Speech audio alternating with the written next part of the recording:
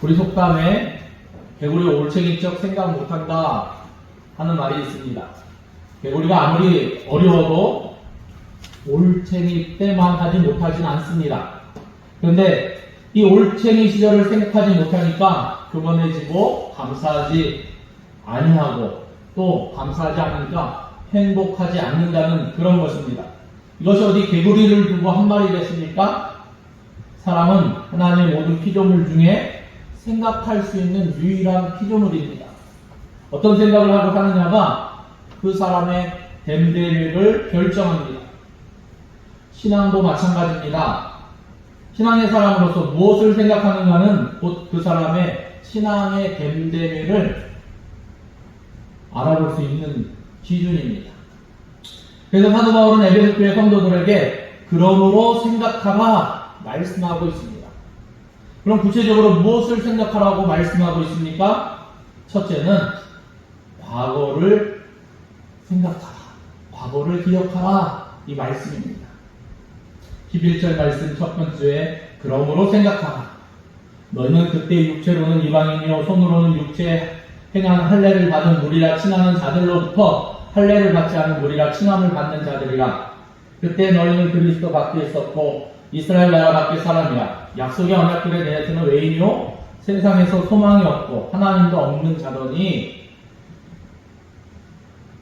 그때 과거에 어떠한 신분이었던가를 적나라하게 소개해주고 있습니다. 이렇게 보니까 우리 이 에베소 교회 성도들의 모습이 그리고 오늘 이 말씀을 듣는 우리의 모습이 이 과거의 모습이 7가지 내용으로 정리되어 있는데 첫째는 육체로는 이방인이었고 둘째로는 할례받지 못한 사람이고 이 할례라는 것은 구약시대 하나님의 백성의 상징의 표입니다. 근데 유대인들은 할례를 받은 사람입니다. 하나님께 속한 사람이고 하나님의 소유고 그래서 보배라는 그런 의미입니다. 구약시대 유대인들은 하나님의 소유로서 보배로운 존재였는데 반대로 이방인들은 할례를 받지 않았습니다. 하나님의 백성이 아니었기 때문입니다.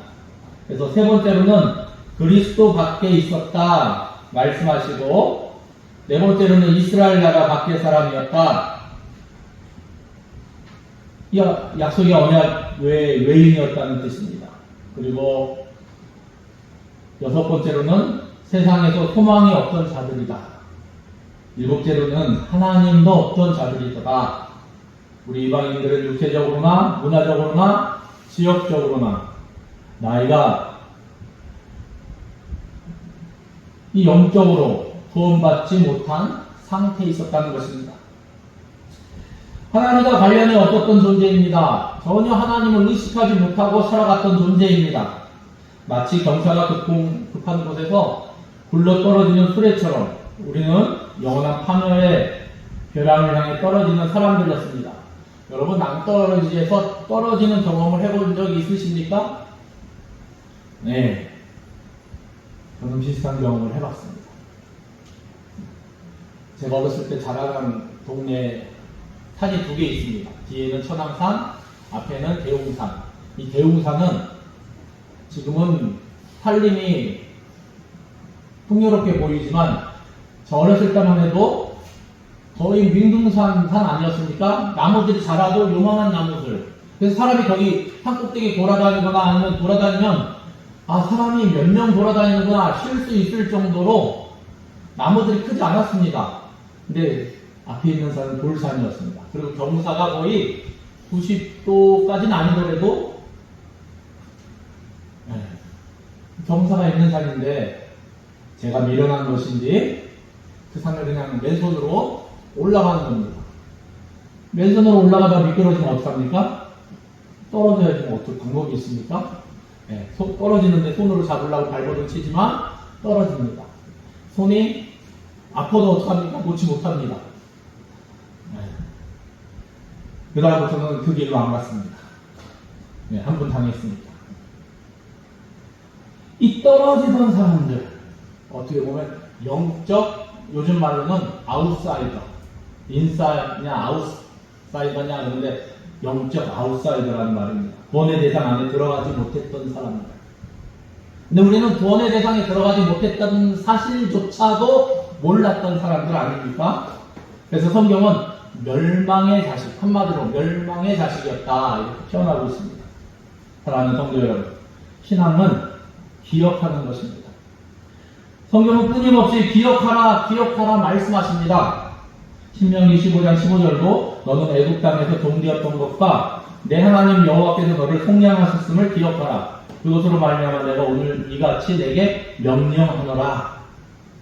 너를 속량하였음을 기억하라. 종되었던 것도 기억하라. 기억하라. 하나님을 몰랐던 나 자신을 기억하라고 말씀하고 있습니다. 과거에는 이랬다.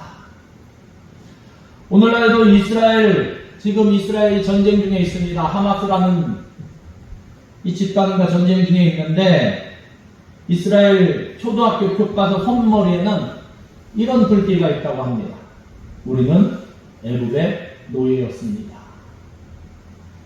우리는 애굽의 노예였습니다. 우리도 어떻습니까?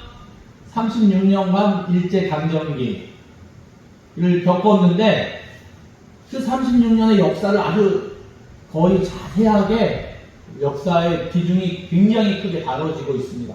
왜냐하면 잊어버리지 않기 위해서. 고대 역사나 중대 역사나 이런 것들은 그냥 연도랑 이름 이 정도만 나오는데, 거기에 비하면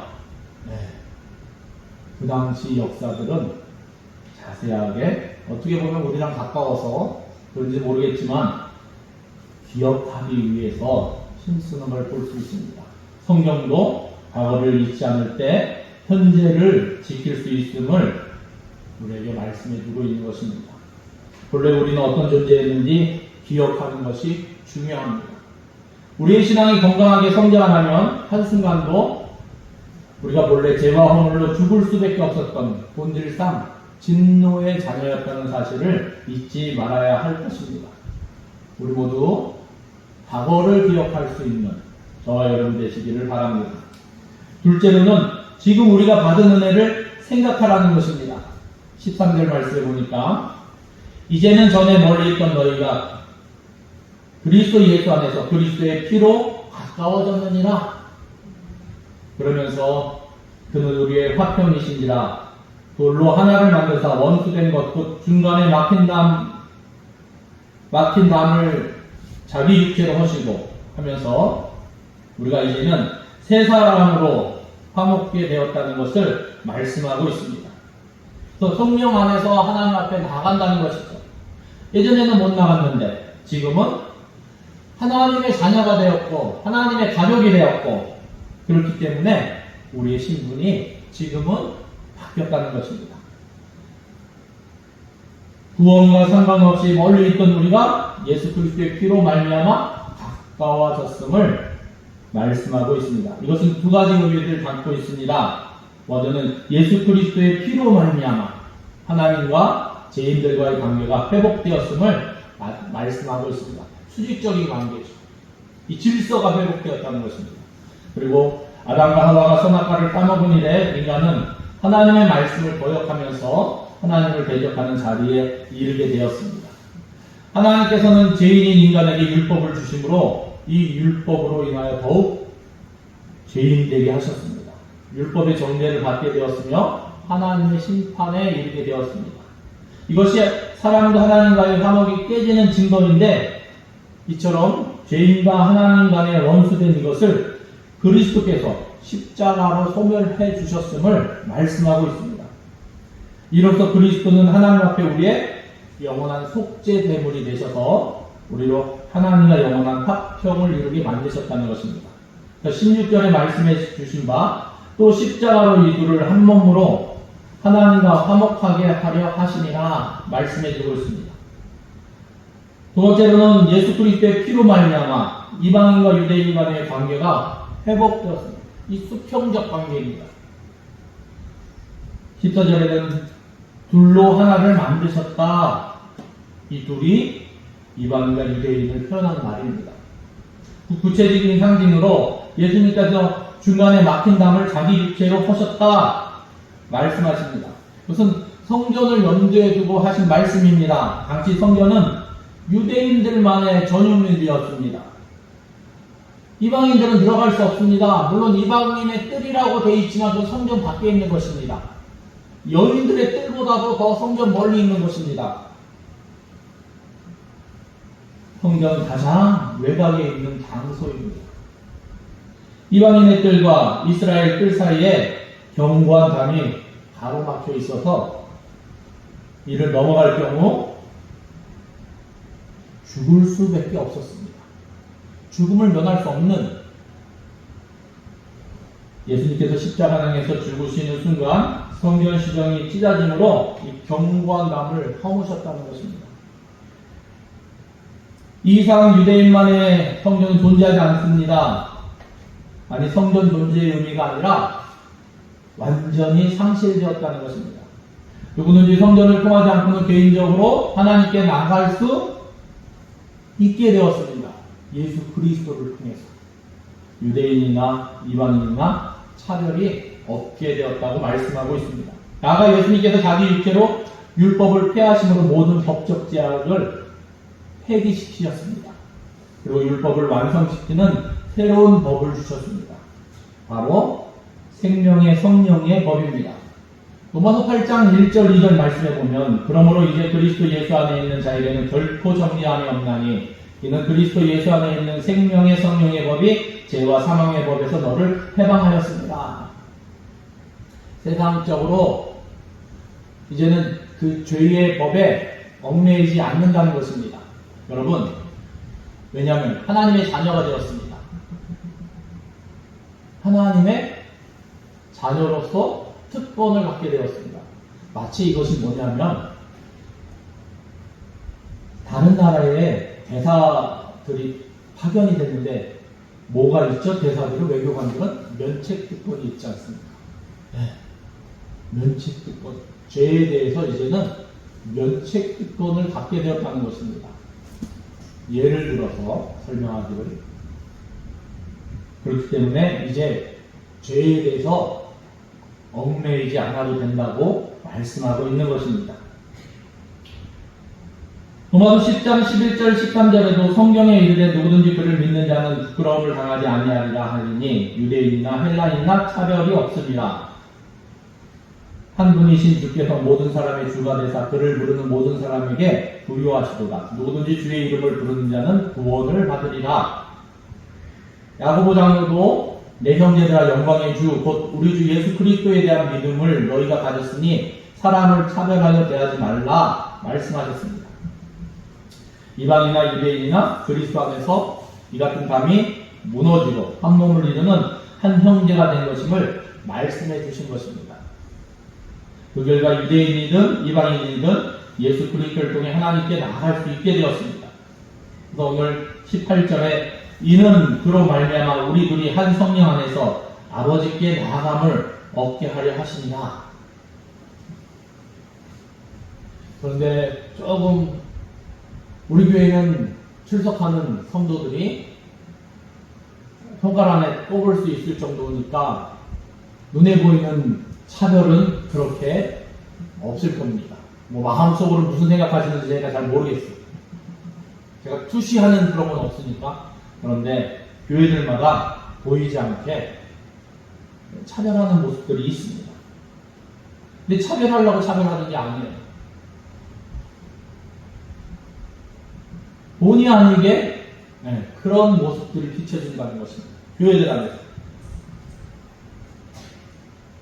어느 교회는 오래된 100년 이상 된 교회인데 또 그 가운데 하나님의 축복받아서 성장해서 큰 기업의 대표이사가 되고 또 장관이 되고 그런 사람들이 모여 있는데, 지금부터 한 30년 전 이야기인데, 남전교회 회비를 갖다가 얼마 받을까 결정하는데 보통 일반 교회들은 10,000원, 그냥 5,000원 그 당시 그렇게 했는데, 돈에 부족함이 없는 사람은 큰 돈을 얘기하잖아요. 그러니까 10만 원 합시다. 얼마 합시다. 그러니까 그 액수가 자신이 월급 받는 액수의 뭐 10%, 20%가 돼버리면은 어떻게 되겠습니까? 네. 말한 사람은 전혀 부담되지 않죠. 근데 듣는 사람은 부담이 됩니다. 네. 재벌도 있고, 뭐, 장차관도 있고, 판검사도 있으면, 네. 이 교회 안에서 이게 어떻게 잘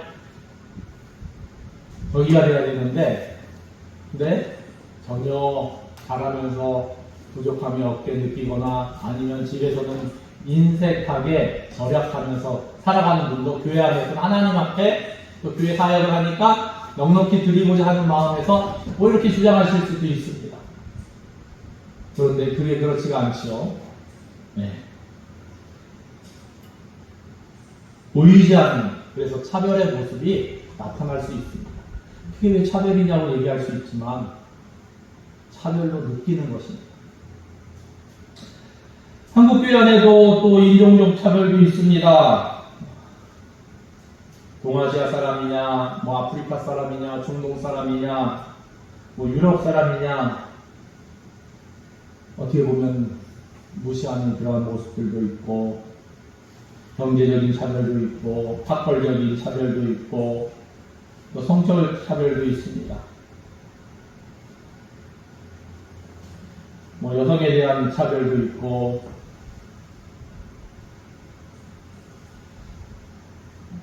오늘날 한국교회 성도들이 어떻게 보면 깊이 생각하고 극복해야 할 문제입니다.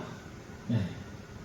근데 우리나라도 한 200여 년 전까지만 해도 반상제도가 있었고, 그렇잖아요? 신분제도가 분명히 있었던 나라입니다.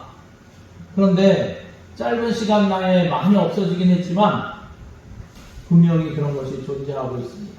저희 어머니도 제가 어렸을 때 어느 분들은 아씨, 뭐 이렇게 아씨마님 뭐 이렇게 부르는 분도 계셨어요. 네. 근데 그분 자제분은 굉장히 싫어했어요. 그렇게 부르는 거예요. 왜? 세상이 바뀌었는데 왜 그렇게 부르느냐. 그런데 우리 사회가 또 우리 교회가 극복해야 될 그런 문제들이 분명히 교회 안에도 존재한다는 것입니다. 사랑하는 성도 여러분, 예수 안에는 맏아들, 작은아들, 유대인, 이방인 없습니다. 오늘 말씀 속에서 모든 성도는 주 안에서 한 형제임을 말씀하고 있습니다. 우리 모두는 그리스도의 피를 나눈 한 형제라는 사실을 기억하시기 바랍니다. 오늘 19절 말씀, 그러므로 이제부터 너희는 외인도 아니요 나그네도 아니요 오직 성도들과 동일한 시민이요 하나님의 권속이라, 하나님의 가족이라는 것이죠. 권속은 이제 우리는 한 하나님, 한 주님, 한 성령님을 섬기기를 예수님의 이름으로 축원합니다. 기도하시겠습니다. 하나님 감사합니다. 하나님, 우리가 예전에는 허물과 죄로 말미암아 진노의 자녀였는데 이제는 그리스도의 십자가의 보혈로 하나님께 가까워지고, 아니 하나님의 권속으로서, 하나님의 자녀로서 우리가 섰음을 고백합니다. 하나님, 우리가 한 형제임을 항상 기억하게 하시고, 하나님, 우리가 아직 익숙하지 않아서 첫째 아들, 첫째 딸, 막내 딸, 둘째 딸 구분하려고 하지만 하나님 앞에는 아무 소용이 없는 줄 믿습니다. 우리가 하나님의 자녀로서 온전히 연습하게 하시고 익숙해지게 하시고, 이 믿음의 생활들이 진실로 우리 안에 이제 행함뿐만 아니라 우리의 말도 익숙해지고 또 우리의 생각도 익숙해질 수 있는, 하나님이 어떻게 우리를 바라보시는지 하나님의 뜻에 우리가 맞추는 것에 익숙해질 수 있는, 하나님의 말씀이 말씀하시는 것에 익숙해질 수 있는, 하나님의 자녀들 될 수 있도록 하나님 인도하여 주시옵소서. 그리하여 우리 안에 하나님의 은혜와 또 서로 세워주는 그러한 모습만 있게 하시고 서로 기도하고 서로 감싸주는 그러한 모습만 있도록 하나님 함께하여 주시옵소서. 진실로 교회를 든든히 세워가며 하나님 앞에 영광 돌리며 하나님의 나라를 온전히 나타내며 주님 앞에 쓰임받는 복된 주님의 교회 될 수 있도록 하나님 축복하여 주시옵소서.